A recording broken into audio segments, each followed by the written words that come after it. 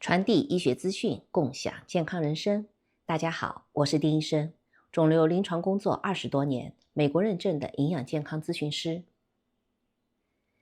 經常會有很多中老年朋友問我，丁醫生，我怕骨質疏鬆，天天吃鈣片，還特意去曬太陽，但是為什麼一查骨密度還是不達標？甚至有的人查出血管裡面出現了鈣化的斑塊。其實這很有可能是因為你身體裡面的鈣迷路了。今天呢，我們就結合哈佛大學和歐洲臨床營養學雜誌的最新研究，來聊一下補鈣領域裡面最容易被忽視的搬運工——維生素 K2。鈣片吃再多，不長骨頭，長血管。補鈣如果不加它，相當於引賊入室。長期以來，大家補鈣只知道鈣加維生素 D3 這一對黃金搭檔。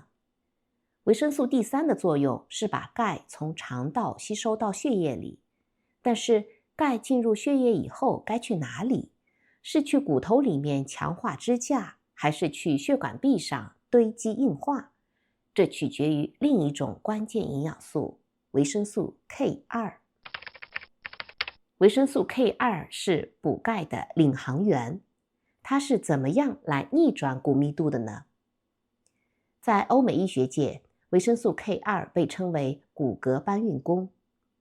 發表在美國骨科臨床雜誌上的研究指出， K2 能激活一種叫做骨鈣素的蛋白質。簡單來說，就是維生素 D3 它負責把鈣從大門引進屋，也就是從腸道引進血管，而維生素 K2 負責把屋裡的鈣領到胃並鎖死在裡面，也就是把血管裡面的鈣領到骨骼和牙齒。這樣呢，就形成了一種雙重保護。如果缺乏維生素 K2， 血液當中多餘的鈣就會像垃圾一樣沉積在血管內壁或者軟組織當中，形成血管鈣化。這正是中老年人心血管風險的重要的誘因。為什麼中老年人更需要關注鈣的流失呢？作為一名腫瘤醫生，也是一位營養認證諮詢師，我對人體的全身代謝非常關注。隨着年齡的增長，尤其是絕經後的女性，雌激素下降會導致破骨細胞活性的增強。最新的歐美聯合流行病學調查顯示，長期攝入足量維生素 K2 的人群，發生骨折的風險降低了大約60%。更重要的是，維生素 K2 通過減少血管壁的鈣化，間接地保護了心臟的健康。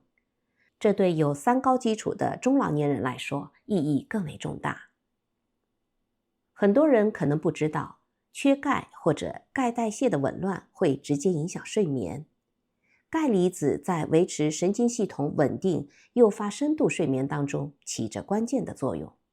如果鈣沒有進入細胞發揮作用，而是滯留在血管裡，容易導致神經興奮性的增高，出現夜間容易醒、抽筋等等困擾。那在這裡呢，給大家一些專業建議，如何科學補鈣不迷路。第一，認準維生素 D3 加 K2 的配方。如果你正在服用大劑量的鈣片，請檢查一下其中是否含有維生素 K2， 特別是 MK7 的這種形式的存在。美國營養師協會建議，這種組合能夠最大程度地發揮生物效應。第二，多吃發酵食品。維生素 K2 在普通蔬菜當中含量非常低，但是在發酵食物當中很豐富。歐美醫學界推崇的維生素 K2 的來源包括有納豆、高品質的奶酪和發酵的酸菜。第三，保護關節的同時也要增強肌肉。補鈣是為了增加骨密度，但是真正的要保護關節，還需要肌肉的存在。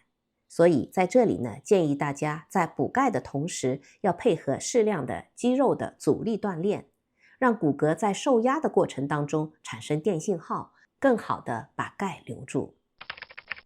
好，在最後給大家總結一句，補鈣並不是越多越好，關鍵在於精準治導。別讓寶貴的鈣在血管裡面橫衝直撞，請給它配好領航員。要記住，骨頭硬，血管軟，才是真正的健康長壽。傳遞醫學資訊，共享健康人生。如果您覺得今天的內容對你有幫助，歡迎訂閱醫生頻道，這樣就不會錯過每一期的健康科普了。如果您有想了解的話題，也歡迎在評論區留言告訴我。咱們下期繼續。